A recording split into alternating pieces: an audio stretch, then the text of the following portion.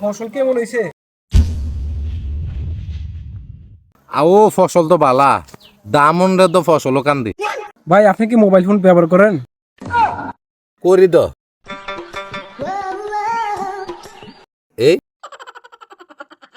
এটার মধ্যে আবহাওয়া পে কথা কয়, বৃষ্টি তো কয় না। কৃষকরা তো শান্তশিষ্ট মানুষ। হ ভাই, ঠিকই কইছ। সার বীজ পানি সবই শান্ত, শুধু দামটা সারা। কার কাছে কম এই কথা? কৃষক চাষ করে জমি আর সরকার চাষ করে কৃষককে।